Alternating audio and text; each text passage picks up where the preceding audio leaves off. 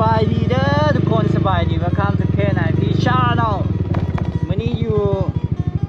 เมืองพนทงแข่งวิจันทร์นะทุกคนห่างจากนครหลวงวิจันทร์ประมาณ58กิโลเมตรตอนนี้กำลังจะไปแคมปิ้งช่วงฤดูร้อนนะทุกคนผู้ว่าสิไปแคมป์อยู่ใส่ตอนนี้เดี๋ยวขับรถก่อนเนาะ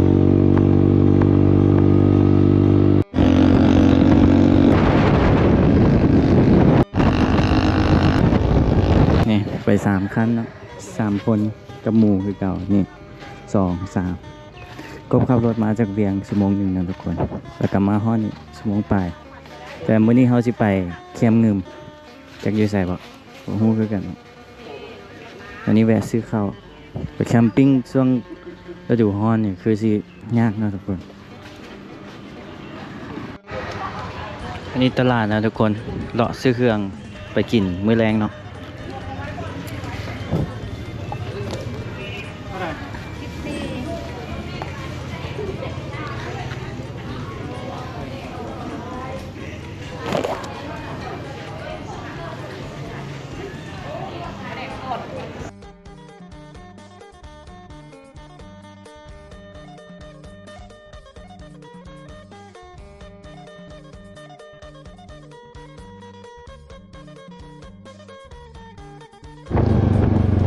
นี่นะทุกคนจะไปท่าลาดไปก้องเขื่อนเนาะจะบ่ฮู้ว่าสินอนวังใดทุกคนอากาศตอนนี้ร้อนแฮงเนาะบ่ฮู้ว่าสินอนได้หรือบ่ทุกคนมาเบิ่งนำกันเนาะว่าสิเป็นจังได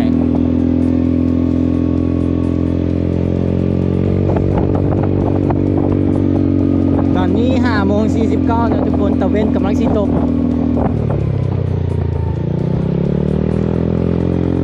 พวกเขามีเวลาอยู่เนาะเดี๋ยวไปหาโลบอนนอนเนาะทุกคนเขาจะแคมปิ้งกันแล้วก็ซัดซีดเป็ดแต่ว่าของกินเขาซื้อมาแล้วเนาะมานำกัน3 คนถ้าว่านอนบ่ได้เขาก็สิลงไปนอนดุมเนาะเดี๋ยวมาเบิ่งนำกันทุกคนอากาศน่าจะร้อนเนาะส่วนหลายเขาจะไปนอนอยู่ดอนเนาะทุกคนอยู่เกาะแต่ว่าพวกเขามากัน3 คนเนาะบ่ได้เมาเรือไปพวกเขาน่าจะนอนแคมป์นี่อากาศตอนนี้ก็คือว่าเย็นดีนะทุกคนแต่ว่าอยู่ในเต็นท์บ่ฮู้ว่าสิเป็นจังได๋เดี๋ยวไปหาโลก่อนหมู่ก็เก่าเป็นมาเดี๋ยวมาซีดเป็ดกินปลาเนาะอันนี้น้ำเงิมนะทุกคนเขาที่เข้าไปป้ายนี่พอเขาบ่ได้ข้ามไปเนาะเลยมาอันนี้เป็นสภาพทางทุกคนคนญี่ปุ่นง่ายโอ้โหต้องค่อยๆไปทุกคนได้สิไปนอนอยู่ใส่เนาะขนาดที่ละซ่าเลยง่ายทุกคนโอ้เดี๋ยวขับรถกันเอาบ่ฮู้ว่าเข้าไปเลิกซ้ำใดทุกคน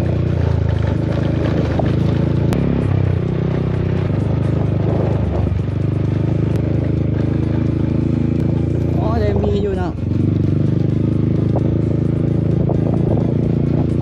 อากาศน่าจะโอเคอยู่ทุกคนว่าต้องได้น่าจะได้จอดรถอยู่เทิงเนาะแล้วก็ย่างลงไปได้มุ่นไปนะทุกคนได้เข้าห้องอันนี้ไปพูดรถเขาไปจอดอยู่ใกล้ๆเนาะของกินเขาเกี่ยมมาครบเนาะแต่ว่าเกี่ยมแบบซุกเซินทุกคนอ๋อลงไปแบบนี้ตอนนี้6 โมงนะทุกคนเฮ้ยหมุนประมาณเนาะรถคันนี้สบายอยู่วันนี้หาวิธีเอารถลงพอใกล้ๆเนาะก็นอนเขาก็จะนอนเถอะน่าจะลมพัดมาทุกคนตื่นสว่างวิวฮะอุปกรณ์ก็มีตั้งนะทุกคนตั้งอันนี้เป่าลมเย็นเนาะได้อยู่อันนี้เป่าลมมันนอนอันนี้ sleeping bag ถุงนอนบริไซน์เนาะนี่ไฟสายคาดหัวได้ไซน์เนาะนี่ไฟสายอันนี้ก็ได้ไซน์คือกันกับตัวนี้ไฟสายนี่ก็ได้ไซน์เนาะบ่ฮู้ว่าทานเบิดหรือบ่ทานเขาก็มีครบเนาะอันนี้ขาดบ่ได้เด้ต้องเอาไปก่อนเขาเนาะ power bank กับแบตเบิดอีกคักสุดบัดนี้ทุกคนเลยแล้วก็เอาเต้นไปนำเนาะ เป็นมาเลยพอแบ่งกับเบิด ก็ได้อยู่ในหมวกอันนี้พาเซตโตเนาะ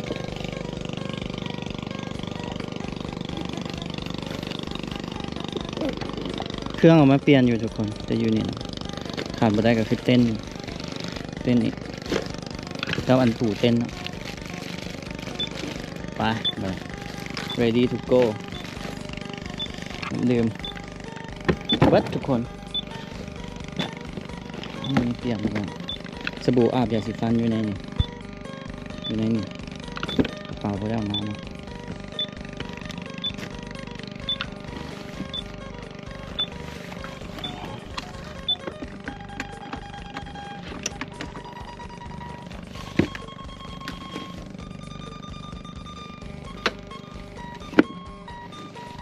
อาบน้ำใส่สูตรเก่านะเพราะว่าอาบน้ำมาแล้วเดี๋ยวทุกคนล็อกไฟลงไปจัดเต้นก่อนมัน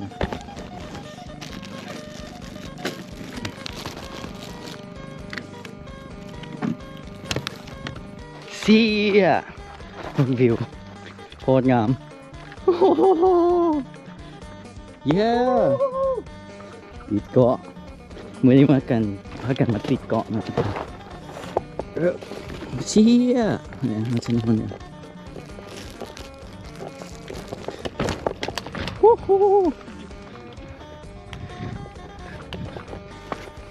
ไปกางเต็นท์ก่อนว่าบรรยากาศดีนี่ไม่น้ำเงิมนะทุกคนกางเต็นท์ก่อนซะใส่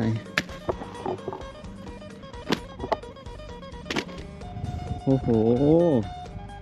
น้ำใสดีอีกสิคักไว้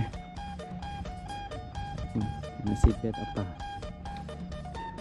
นอนกัน3 คนเอามือนี่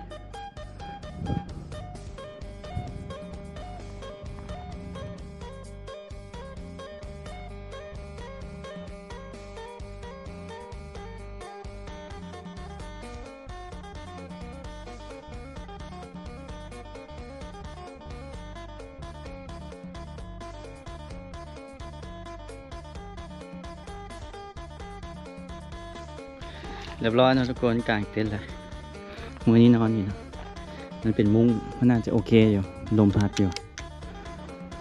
เป่าเบี่ยงนะเดี๋ยวสวิมมิ่งก่อนบรรยากาศโคตรดีจะใส่พร้อมนะทุกคนแบบนี้จะเว้นตกแล้วตอนนี้เดี๋ยวลงไปลอยน้ำก่อนไปฮะนี่เครื่องนี่ตะเวนกำลังสิตกเลยทุกคนกินข้าวเบาๆนี่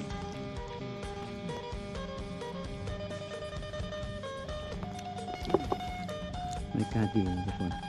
เมื่อกี้ลงไปลอยน้ำเย็นเลย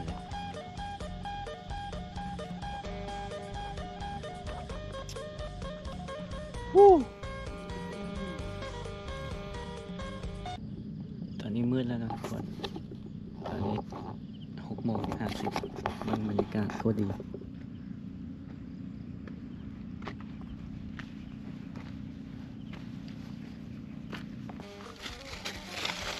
ี่อาหารของเราเนาะยอข่าวทุกคน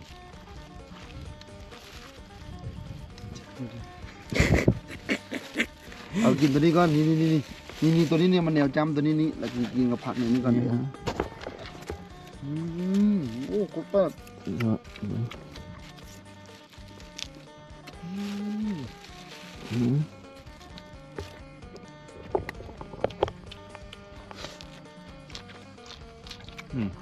ครับผักก็ซื้อมาเลยล่ะจักรยาน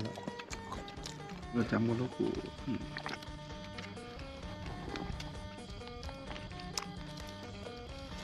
โอ้กันเติมมันนี่ใส่แล้วกินเท่าไหร่ก็บ่พอเพราะอันนี้ เมื่อกี้กิน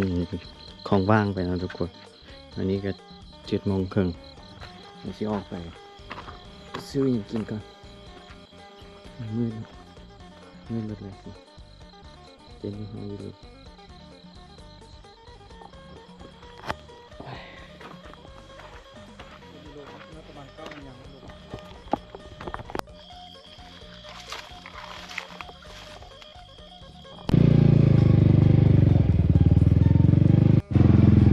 มาเที่ยวหน้าเขื่อนนะทุกคนบอกว่าจะมีห้างเปิดบ่มาซื้อมีเป๊ปซี่แล้วก็กระแลมเนาะทุกคนไป มีไปกระเล่นเรื่องที่ เด้วอนี่เด้วอป่าวะตัวนี้เนาะตัวนี้ซะ ก็เลย นี่นะ นี่ก็ได้ พระเจ้าสักหน่อยมาฮอดแล้วนะทุกคนนี่นะพี่นะเฮ้ย ที่ไหน ลงเนาะ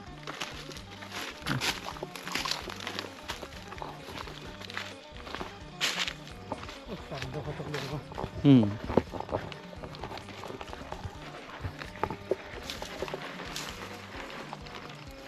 มื่นเด้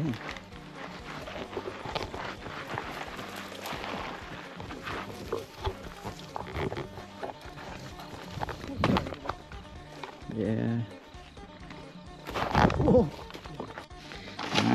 กินกระแลมมาเลยเฮ้ยบวงเดียวอ่ะ เด็บบวงที่ไหนห้าไม้นะ โอเค thank you bro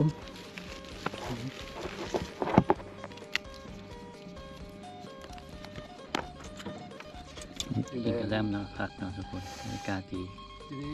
smoke weed อีกคันนึงอีกคันนึง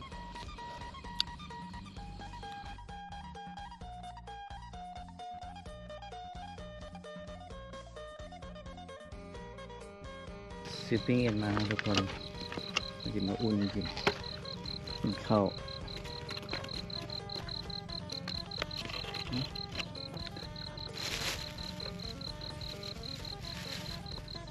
บรรยากาศดีดีนิดเนาะ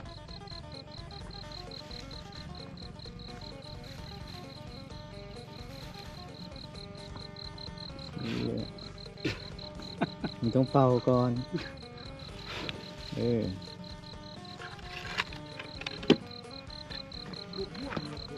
เอาหินกันแล้ว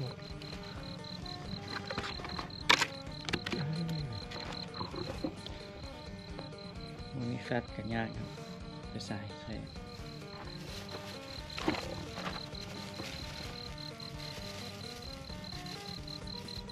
็ดง่ายมา ปิ้งพวก เจียว เรา เผ็ด ปิ้งคนเดียวทุกคน อย่างสิโอ้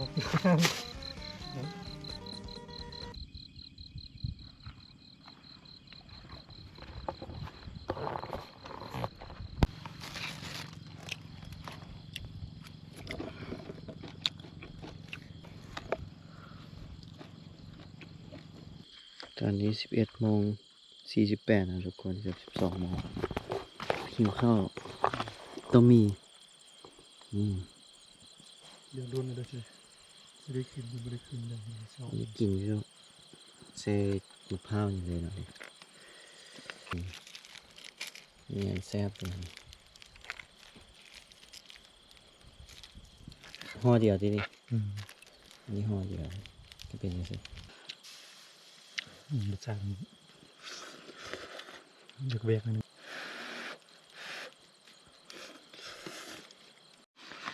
สรุปพากันนอนๆนะทุกคน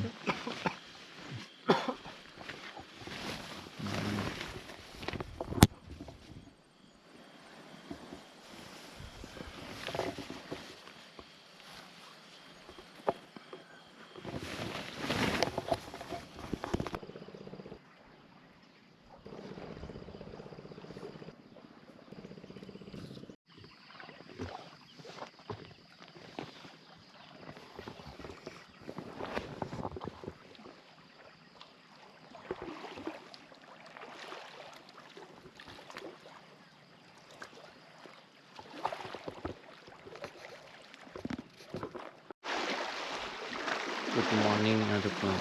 อันนี้ตื่นละ6 โมงสบายดีตอนเช้าทุกคนพากันนอนนะพี่น้องเมื่อคืนนี้แก้ฝนตกเลยแล้วกินตอนแรกนอนพื้นเนาะก็เลยเข้าไปนอนเต็นท์ยาฝนตกทุกคนก็ถือว่าโอเคเนาะอากาศบ่ได้ร้อนเลยแค่เชื่อนอนหนาวเลย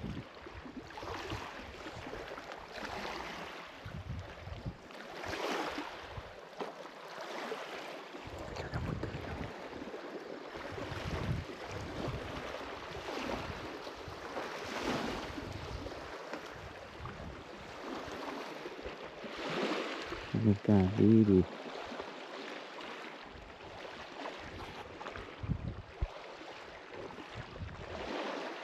แบบอย่าลืมไปเชียร์เลยทุกคน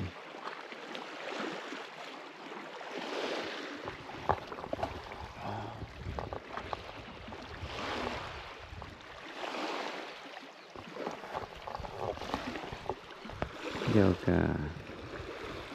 จะไงนอนพักหน่อยหนึงนะทุกคนเมื่อคืนนี่นอนบ่หลับแล้วก็สิอาบน้ำจึงซ้อนยังกินเนาะ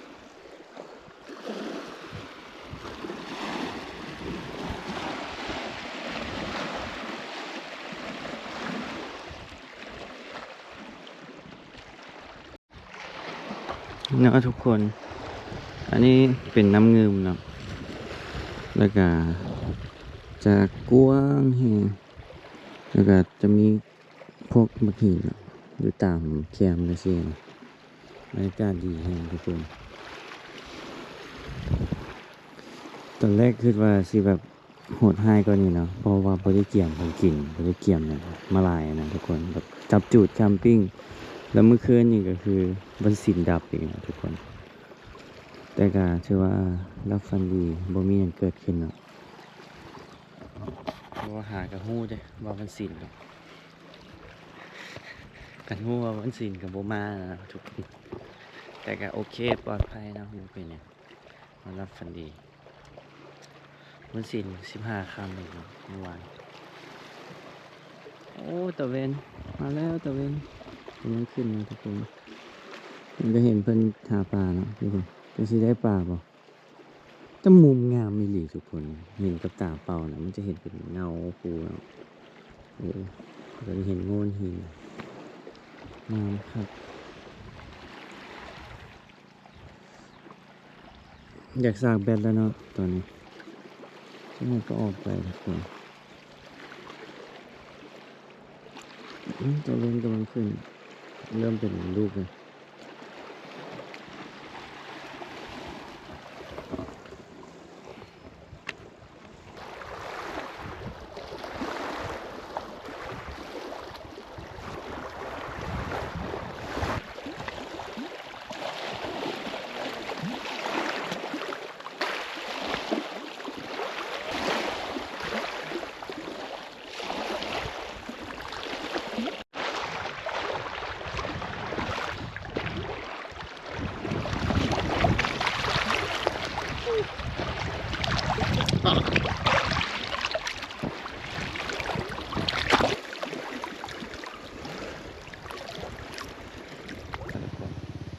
นี่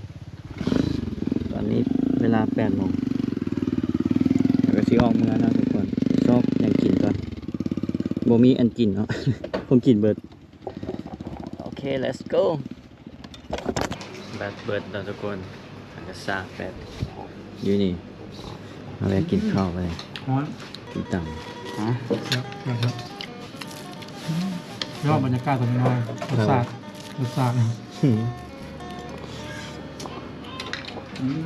สมัยนั้นมันประเดี๋ยวมันเขาไปปรุงหลายคือตอนนี้เลยกินประเดี๋ยวแท้ๆตอนนี้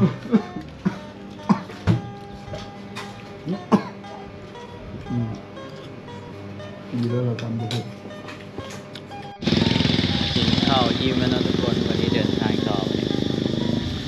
อากาศร้อนแห้งตอนนี้10:50ทุกคน